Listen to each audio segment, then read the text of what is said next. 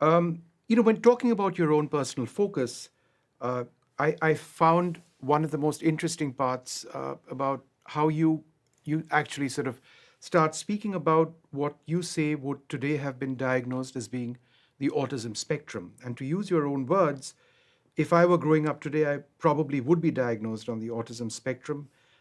In the time of my childhood, the fact that some people's brains process information differently from others can't widely be understood. When did you realize that your brain, you function differently in a more intense manner? Well, I knew there was something different. I give the example that they asked us in sixth grade to write a report, and I picked a small United States state called Delaware. I ended up turning in a 200-page report, and the other kids were turning in 5 to 10 page reports. Yeah. And I was kind of embarrassed. Wow, did I go nuts over this thing? And teachers were always a little confounded at where I was so capable and also yet so distracted. I literally had teachers at one stage say to me, we should skip you ahead 1 or 2 grades. Yeah. Or a teacher say, no, we should hold you back Yeah. so you can be more mature. And I certainly, my social skills, particularly with people my own age, other than a few nerdy boys like me, were very slow to develop. And so I had, the advantages of kind of that intense focus, but some of the deficits as well.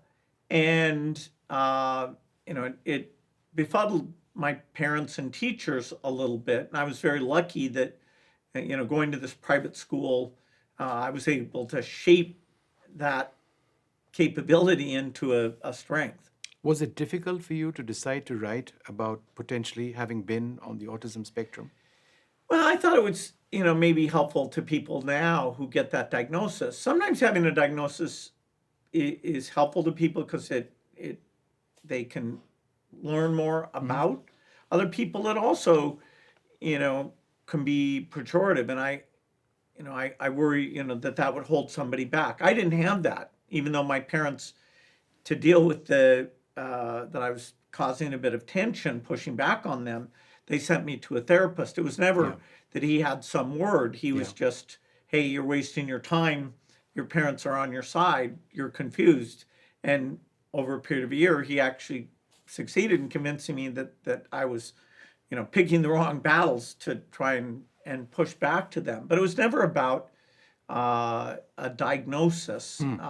He gave me some IQ tests and told me that my mental style might be a positive thing. So it it's a different world now. Kids are not allowed to go out and hike quite in an open-ended way, or to sneak out and try to find computing time.